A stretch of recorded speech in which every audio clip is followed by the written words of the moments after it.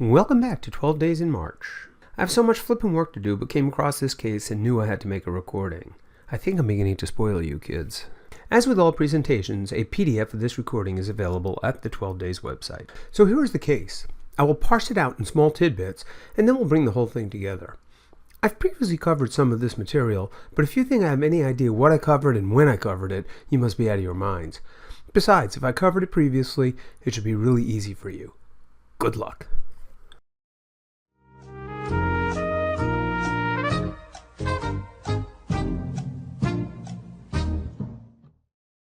And here is part 2 of this 5-question series.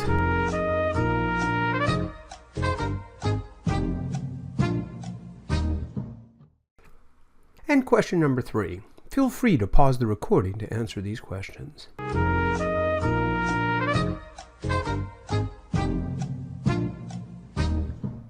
Question 4. This is a gem that just doesn't want to go away.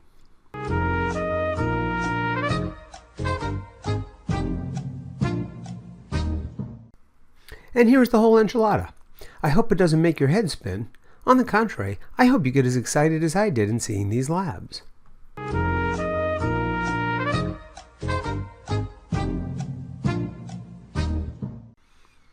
Alright, that was fun. Well, maybe it wasn't fun for those who haven't done GI and liver yet. I will be keeping these explanations short as I want to knock this off quickly. So the answer to which will not offer clarity is the silver stain for H. pylori. Whereas gastritis may ultimately affect parietal cell function and secretion of intrinsic factor, the macrocytosis in that instance would be from B12 deficiency, not H. pylori. So staining for H. pylori would not be clarifying. Insofar as methylmalonic acid and homocysteine, they rise in nutritional deficiencies. I think you are familiar with B12 and folate deficiencies as causes of macrocytosis, but typically, if deficient, the patient would be anemic. In this patient, there is only macrocytosis, but no anemia.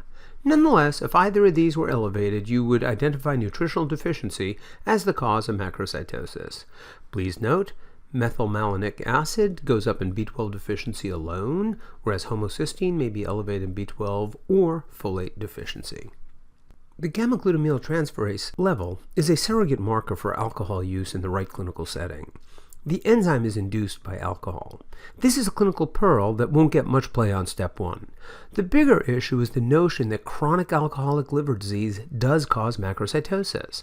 The mechanism isn't altogether clear, so they won't ask. Nonetheless, my students hound me on this one. Why? They always want to know why. How the hell do I know? Insofar as the reason, the macrocytosis is broadly classified as being related to quote-unquote membrane lipid abnormalities. This is probably a result of defective cholesterol esterification. Again, this is unknown and you aren't responsible, but I like to think of alcohol as causing both fatty liver and fatty RBCs. That's the best we can do for why chronic alcoholic liver disease causes macrocytosis. Moving on, we have thrombocytopenia. Here is the broad approach: decreased production, increased destruction, and sequestration. This question is asking which is least likely to cause low platelets. You will notice the WBC and RBC cell lines are preserved. On the boards, if they want you to think of bone marrow disorders, other cell lines will be affected. So when they give you normal RBC and WBC, they're specifically telling you this is not a bone marrow problem. So myelodysplasia is least likely. Here are the 3 remaining options which are associated with low platelets. Autoimmune thrombocytopenia will be most common on the boards and in real life. In patients with portal hypertension, hypersplenism is seen. To be sure, we use this in the opposite direction. That is, when we see low platelets in the right clinical setting, we infer the patient has portal hypertension, as in this patient to be discussed shortly. And finally, a number of infections can lower the platelets. DIC would be a major culprit, but the tick-borne diseases are famous for doing this as well. But let's not dwell on this today. So we're making progress on this case. Abnormal transaminases with AST much greater than ALT. That should make you think of mitochondrial injury, as AST is found within the mitochondria. In fact, this is the basis of the oft-quoted and true statement of AST greater than ALT in alcoholic liver disease. Alcohol is a mitochondrial toxin. The other scenarios also associated with steatosis are acetaminophen toxicity, affecting zone 3 of the liver, and Ray's syndrome, described in option D. Be familiar with the idea that liver injury in Ray's syndrome is related to nonspecific fatty liver disease. And finally, high triglycerides, especially in diabetics, are associated with steatosis. This is a topic for another day. So cholangiopathy, as the name implies, presents with cholestatic liver disease, not microvesicular steatosis. Let's keep moving. This question is basic and recurrent. It doesn't want to die. When you have a high alkaline phosphatase, the first step is to determine whether it is from the bone or liver. GGT is the next test when you see a high alkaline phosphatase and distinguishes the source. As for colonoscopy, that is to diagnose ulcerative colitis and the derivative issue of sclerosing cholangitis. Antibody against mitochondrial antigens is seen in primary biliary cholangitis. An endoscopic ultrasound can evaluate the biliary ducts, but first we need to decide whether there is a problem with the liver or the bone. The correct answer is GGT. And here comes the home stretch and how you should think about this set of labs. Here you see my pet raccoons. The mama raccoon is teaching the 3 babies. Let's help her put the case together. So we have macrocytosis in a heavy drinker. This suggests chronic liver disease, but we would obtain a B12 and folate to be sure. Next, we have low platelets in a heavy drinker as evidenced by history and his elevated MCV. Cirrhosis and hypersplenism are now on top of my list. Here we see a pattern of AST much greater than ALT, consistent with mitochondrial injury and chronic alcohol consumption. This patient has alcoholic hepatitis. The alkaline phosphatase just gave us a sidebar thinking of biliary tract disease and bone sources. Fact is, and this won't come up on step 1, alkaline phosphatase may rise in alcoholic hepatitis. Don't get your knickers in a twist dwelling on this point. And finally, we come to the punchline in this case.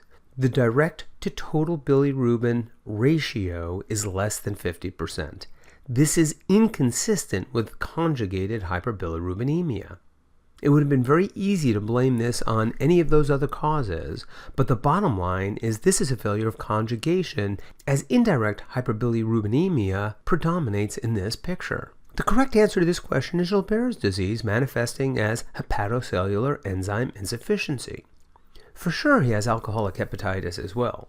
The diagnosis is less important than the thought process when you see this pattern of bilirubin. Let's clarify the other choices and then we'll conclude. We are familiar with microvascular steatohepatitis as a manifestation of alcoholic liver disease. Mallory bodies, described as rope-like inclusions of cytoskeletal fibers, is often presented in the vignettes. Primary biliary cirrhosis and sclerosing cholangitis are described by their pathology. Choice E describes hepatitis B with the ground glass fine inclusions representing surface antigen. As these are described as fine inclusions, they are distinguished from Mallory bodies. Pictured here is a hepatocyte. Bilirubin is labeled B. It is normally conjugated by UGT into bilirubin diglucuronide. In Gilbert's, the enzyme is mildly deficient and a little sluggish. In Kriegler-Najar, there is absence of the enzyme, and these patients are diagnosed as infants. So why Gilbert's? He did come for repeat laboratory tests. Pictured are those that were obtained 6 weeks following the cessation of alcohol. You can see a pattern of indirect hyperbilirubinemia consistent with Gilbert's. Insofar as the original labs, you can certainly yell at me. Gilbert's on step 1 will be defined by normalcy of other liver chemistries. However, in clinical medicine, why can't a patient with Gilbert syndrome also suffer from alcoholic hepatitis, as did this patient?